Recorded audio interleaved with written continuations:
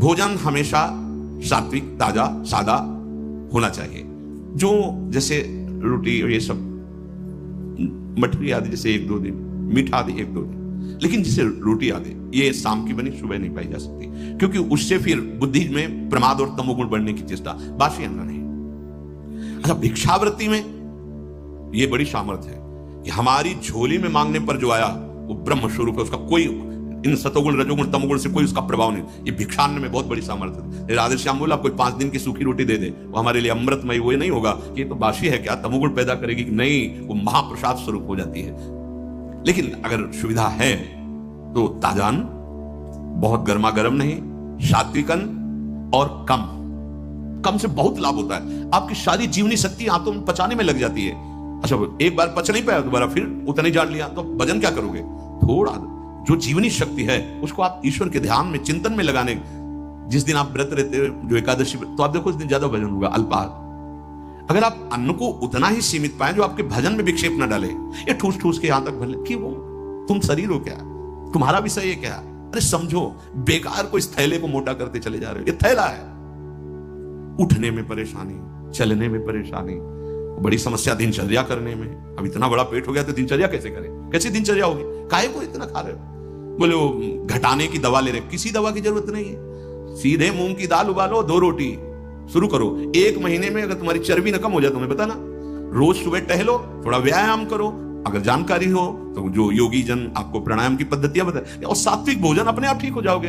पाना है pizza burger, पाना है तुमको संसारिक, अब चर्बी बढ़ती चली जा रही, आगे पीछे, ना उठने की सामर्थ्य, न बैठने की। भाई वृद्ध हो गए हो तो बात अलग है, यहां तो जवान के से मतलब ये पेट निकलना मतलब अपने जीवन को खोखला कर देना है। बोलो अपनी दिनचर्या को कैसे कर पाओगे? अब इतना मोटा शरीर बनाने से कोई लाभ नहीं है। आप समझते हो स्वस्थ शरीर उसे नहीं कहते कि जितना मोटा हो गया स्वस्थ शरीर। आपकी दिनचर्या स्फूर्ति युक्त होनी चाहिए, वो उचित आहार से, युक्ताहार विहार, भगवान के वचन है। ये जो शब्द लिखे, ये अच्छे पदार्थों को ठूस ठूस कर खाने का स्वभाव, ये आपको संयम में नहीं रहने देगा। बढ़िया काजू पड़ी, किशमिश पड़ी, खीर है, अब हटाओ। अरे किसको पिला रहे हो? किसको? ये रसेंद्री के संतों ने कहा है, घाटी नीचे माटी। बस इतना का खेल है, इतने के नीचे गया सब बेकार हो। अब फूल रहा है, गैस बन रही, कब्ज बन रही, डकार इधर घूम रहे, उधर, काहे को परेशानी मोल ले ली?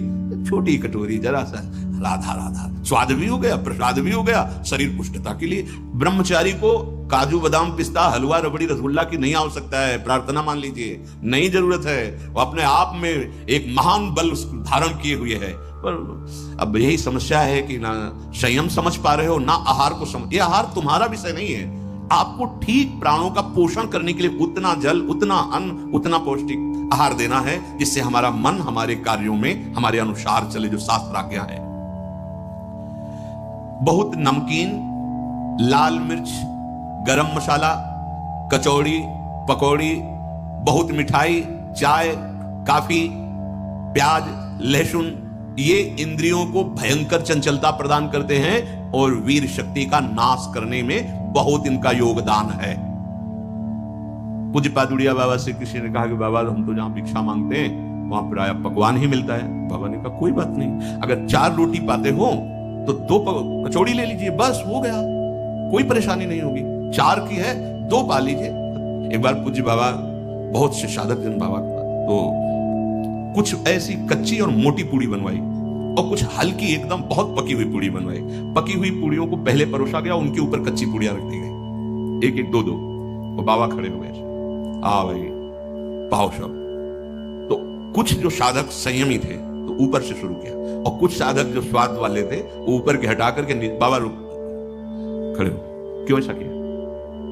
तो बाबा वो नीचे वाली पकी थी और ठंडी हो जाती, घर जाओ बहू ले, गरम गरम बनवा के पाओ, बाबा जी बनने लायक नहीं हो। अगर रसेंद्री की तृप्तता, रसेंद्री की पूर्णता की तुम्हारी भावना है तो तुम जनेंद्री को नहीं रोक सकते हो। ये वैराग्य मार्ग है। स्वयं बाबा बहुत महापुरुषों ने भगवत प्राप्ति के लिए स्वयं कष्ट को वर्ण किया। गिरिराज में कोई बहुत बड़े धर्मात्मा पुरुष आए थे, सब संतों को भंडारा कर रहे थे, और उधर बाबा भी पहुंच गए। तो सन्यासी महात्माओं के चरण धोकर वैसे ही आचार्य पद्धति से पवाया जाता था, और जो बाहरी भिक्षु कैसे होते थे उनको लाइन में खड़ा किया जाता था। बाबा लाइन में खड़े हुए जाके, और उनको मोटी रोटी दी जाती थी, और वहां खीर पकौड़ी कचौड़ी ये सब ऐसे चलता था। वहां दक्षिणा भी दी जाती, उनको केवल मोटी रोटी दी जाती थी। ये कई दिन ऐसा उन्होंने सदाव्रत की तरह। तो बाबा उस लाइन में खड़े हुए, 4 रोटी उनको मोटी मोटी मिली, आ गए और एकांत में 2 रोटी पाई, और 2 रोटी जमीन में ऐसे गाड़ दी। और बस जब पता चला कि पूज्यपाद उड़िया बाबा जी आए हुए हैं, वही धर्मात्मा सेठ और अंगूर और सेव की झबिया बड़ी बड़ी लेके जहां बाबा थे वहां गए, प्रणाम साष्टांग। बाबा हो भाग्य आपके, बाबा आप चरण पधराए अंदर। बोले हम तो ले आए हैं आपके यहाँ से। कब बाबा? बोले ले आए हैं और 2 पा चुके हैं और 2 कल पाएंगे। और ऐसे रज हटाई, 2 है। अरे बाबा आप? बोले यही तुम्हें हम समझाना चाहते थे कि आपको क्या पता कौन सा महापुरुष किस, ये क्यों भेद जनित भोजन देते हो, एक को ऐसे और एक को ऐसे। एक दिन पवाओ, लेकिन कम से ठीक है माना उनको सम्मान से बैठ के, उनको खड़े खड़े, लेकिन वही चीज दो जो सबके लिए। बाबा कैसे महान पुरुष, 2 रोटी पाई 2।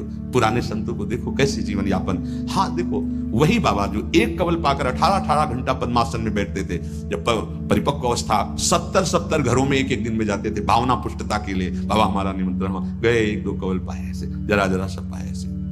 हम अभी भगवत प्राप्त नहीं हुए हैं, तो हम लोगों की इंद्रियां मन बुद्धि संसार की तरफ जा रही हैं। अब हमको संयम की आवश्यकता है। यदि संयम का हम बर्ताव नहीं करेंगे तो सुन लो, भोजन के पहले अच्छे से हाथ धो, मुंह में कुल्ला करो, और लघु शंका लगी हो तो लघु शंका जाओ। भोजन के पहले पवित्र हो। भोजन पाते समय नाम चलना चाहिए या पद चलना चाहिए, या अच्छे कोई संत महापुरुषों के जो चरित्र हैं उनका चिंतन करना चाहिए। खड़े भोजन नहीं पाना चाहिए, लेटे भोजन नहीं पाना चाहिए, चलते हुए नहीं पाना चाहिए। प्रातः काल कल चर्चा हुई थी, जो जलपान है बड़ा औषधि का कार्य करता है। ब्रह्मचारी को बाल भोग नहीं करना चाहिए। सोचो भैया, ब्रह्मचारी को बाल भोग नहीं करना, 10 से 1 के बीच में, और 8 बजे तक शाम के भोज। इतने में मर थोड़ी जाओगे। अरे यार कई दिन भोजन नहीं मिला है, कई दिन के गंगा का किनारा है, गांव जाने का स्वभाव नहीं था, बस आकाश वृत्ति का सहारा था। ये अगर आप बाल भोग नहीं करोगे तो आप क्या परेशानी हो जाएगी। 10-11 वो तो मिलेगा ही आपको। हमारे तो जीवन में था कि पता नहीं कब मिलेगा, कहां मिलेगा, कोई भरोसा नहीं। कभी इतना गुड़ कोई दे दिया, कभी वो जो गंगा किनारे बारी लगाते हैं, वो हे बाबा 2 परेठा लोगे, भगवान दिए ऐसे मान के गंगा जी ने पूरा पा लिया। बड़ा आपको तो निश्चित है कि आपको मिलेगा भोजन, फिर आप बाल भोग क्यों? बाल भोग पच नहीं पाया, राज भोग डाल लिया, वो पच नहीं पाया, तो आप बीमार हो जाओगे, कब्ज हो जाएगी, गैस बनेगी, आपका भजन में मन नहीं लगेगा, तो फिर वही प्रमाद की स्थिति आएगी। भोजन होने के बाद 100-200 कदम चलना चाहिए, टहल करके। दिन में 15-20 मिनट विश्राम, रात्रि में भोजन के बाद आधा-पौन घंटा नाम जप माला उठाओ, छत में या कहीं जैसा हो, आराम से भगवत चिंतन करते हुए टहलो, यानी तुरंत पा करके फिश है। कल बताया था उपासक को 3 लीटर पानी पीना ही चाहिए। उससे पेशाब के द्वारा बहुत सी जो शरीर को कष्ट देने वाली वो पित्त आदि सब तैयार वो निकल जाते हैं। कब्ज की बीमारी पानी की कमी और गरिष्ठ पदार्थों के पाने से होती है, ये नहीं होना चाहिए। तभी आप ब्रह्मचर्य। जल पीते समय धीरे धीरे आराम से पीना चाहिए, गट गट गट ऐसे नहीं, राधा राधा नाम लेते थोड़ा थोड़ा 5 मिनट में धीरे धीरे। प्यास की पानी से ही बुझाएं प्यास को, सोडा वाटर, लेमन या ठंडे पेय पदार्थ जो शीशियों में आते हैं, हाँ ये ब्रह्मचर्य, संयमी, भगवत मार्ग, ये सब चीजें ले भाई। आपको अमृत पान करना है, राधा नाम सुधा रसम रसी, तुम बहुत सावधान। प्रकृति के विरुद्ध चलने से कभी कोई सुख का अनुभव नहीं कर सकता, बहुत सावधान। भोजन के समय आपको पानी नहीं पीना है।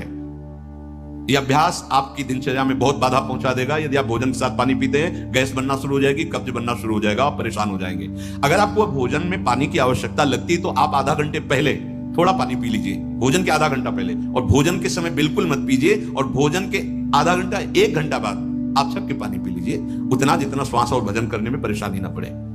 खड़े खड़े पानी नहीं पीना चाहिए। रात्रि में सोने के समय गर्म दूध नहीं पीना चाहिए कि आप गरम दूध पी रहे, नहीं, उसको एकदम शांत कर लीजिए दूध को, जब धुआं न रह जाए। अगर दूध भी पीना है तो पीने के बाद 20-30 मिनट टहलना चाहिए, नहीं कि दूध पी के आप सो गए, संयम में नहीं रह पाओगे। प्रातःकाल उठते ही सूर्योदय के पहले यदि आपको सुविधा हो जाए, एक तांबे का पात्र रखो और उसमें जल पूरी रात्रि भरा रख लो और वो पियो, तो आपको बहुत संयम में सहयोग मिलेगा और रोगों के नाश में सहयोग मिलेगा। तांब पात्र में रात का रखा हुआ जल, ये नितांत सत्य है कि कोई भी नशा करने वाला ब्रह्मचारी नहीं रह सकता। जो तमाकू और भांग, गांजा, अफीम, इस तरह के कोई भी नशे वो ब्रह्मचर्य नहीं टिकने देंगे। इसलिए कोई भी नशा न करे, आलस्य अपने कर्तव्य कर्म में ना करे, हृदय को बार बार शीतल करता रहे ऐसा चिंतन करे। संतुष्टायेन केन वा, ऐसे चिंतन मत करो कि हृदय तुम्हारा जलता रहे। यदि हम जो सुनी हुई आज सत्संग की बातें हैं इनको अपने जीवन में उतारें, और पहली जीवन की प्रार्थना हमारी कि आपकी पहली सीढ़ी ब्रह्मचर्य है। यदि आप ये हस्त क्रिया या किसी भी तरह से गंदी आदतें पूर्व संस्कारवश, कुसंगवश हैं तो आप छोड़ दीजिए, हिम्मत कीजिए, एक बार जलिए, एक बार नियम ले लीजिए, मैं ऐसा नहीं करूं। खान पान कीजिए और सोने का एक निश्चित समय रखिए, और जिस समय आप ऐसी हरकतों को करते हैं वो समय आप माला लेकर बैठिए। जब तक गाढ़ निद्रा का आवेश ना हो तब तक आप अपने को स्वतंत्र मत छोड़ दीजिए कि बड़े बड़े चिंतन, फिर गड़बड़ हो जाएगा। बिल्कुल ऐसा ही किया गया है जीवन में। हाँ, भोजन के बाद, चलने के बाद वज्रासन में बैठकर जब नींद आई कभी कोई माला लिए, कभी माला रखी। वो गुरु कृपा से जब ऐसी भावना बन जाती, निरंतर मंत्र नाम जब चल रहा है वो बात अलग है। पर आपको अपनी दिनचर्या, अब आप सोने जा रहे हैं और आराम से दरवाजा बंद किए और लेट गए, वो मोबाइल हाथ में, सर्वनाश की स्थिति आप में आ ही जाएगी। क्योंकि एकांत में मन बहुत बलवान होकर इंद्रियों के साथ भोगों का चिंतन करता है। ये बिल्कुल सावधानी रख लीजिए। बलवान इंद्री ग्रामो विद्वानम अपि करसति, जहां एकांत होंगे, मोबाइल हाथ में, वो आपको दुर्गति करने का बहुत बड़ा साधन बन जाएगा। पहला काम, कमरे में जब जाओ स्विच ऑफ कर दो। बिल्कुल जैसा कहे, माला उठाओ या कोई महापुरुष का चरित्र उस समय पढ़ो, वो आपको थप्पड़ की तरह लगेगा, और चरित्र पढ़ के उसी के चिंतन करते हुए सो जाओ, या माला लेकर के जब करते जब नींद आए तब सो जाओ। कोई ऐसी चेष्टा मत करो जो तुम्हारे उत्साह को, तुम्हारी जीवनी शक्ति को नष्ट करके नरकगामी बना दे। बहुत बढ़िया अवसर मिला है, निकल चलो प्यारे। बार बार आप देख रहे हो कि आपकी दुर्दशा कर रही चेष्टाएं, आप जो कहते हो मैं छोड़ नहीं पा रहा, उसका कारण है आपका निश्चय। आप निश्चय ठीक नहीं कर पा रहे, और नाम जप करो ऐसा निश्चय होगा।